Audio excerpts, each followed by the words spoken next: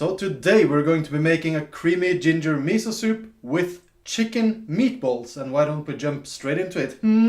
Go ahead and fill your pot with about 250 mils of water. Throw some ginger in the water and get it up to simmer, and then leave it on a simmer for about 10 minutes. By the way, a full list of ingredients and measurements will be down in the description and also on the end screen of this video, so please watch the whole video until the end and then rewatch it. Throw about 250 grams of chicken thigh mince in a mixing bowl, peppering and salting it. And yeah, I know it's supposed to be the other way around, salting and peppering it, but just okay. Mirin is also really important to this recipe, so throw in about 3 tablespoons worth of it in the mince. If your mince mixture gets too wet, then you can throw in a little bit of cornstarch to make it all whole again. Then add some green onions. You can add normal onions or even ginger directly into this mince mixture. It's entirely up to you. You decide the flavor here. Want to add fish sauce or something? Go right ahead. Make your hands and spoon moist and do like I do here to form the meatballs, unless you have a melon baller that you use to kind of make the meatballs.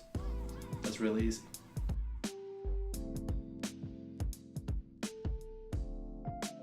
Drop them directly in the simmering ginger pot as you make them. Don't worry, you don't need to rush, take your time. They're going to be simmering for a while anyways. Just make sure they're all kind of the same size. Leave the meatballs in the pot and then simmer for around 15 minutes with the ginger. This makes kind of a delicious chicken and ginger broth instead of the usual fishy, dushy stock, and it's going to taste absolutely insane in the end. So insane that you'll actually subscribe to my channel. Please, I'm begging you, come on man. Then it's miso time. Red miso works best for this, so put around 3 tablespoons in your ladle and then mix it like I do here.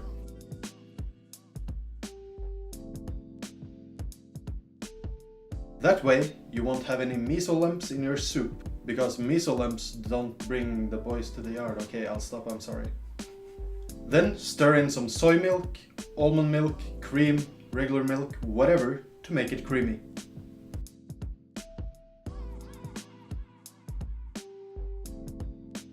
And be careful with your flame so it doesn't boil over. I also chose to put in some spicy Rayu, Japanese garlic chili oil, because the taste kind of resembles spicy miso ramen. I said kinda resembles, come on ramen experts, leave me alone. I also added some Shirataki noodles in this soup to make you kind of feel fuller. They're also called Miracle noodles in the West, and they have like 10 calories a pack, so it really fills you up without giving you any extra calories. It's made from the Japanese konjaku root, which has a lot of health benefits as well, such as lowering blood sugar or cholesterol. And best of all, you can eat a literal shitload of it for fewer calories. So this will keep your fat ass full and weight lossy.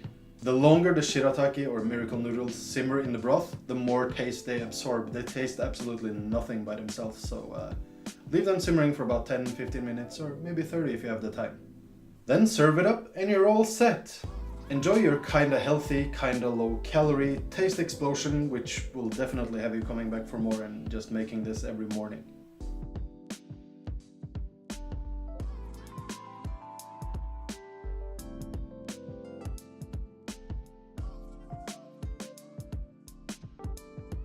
Thank you all so much for watching. If you enjoyed, leave me a comment down there and also remember to subscribe for new videos every Friday. Thanks guys, I'll see you next time. Emiru, out!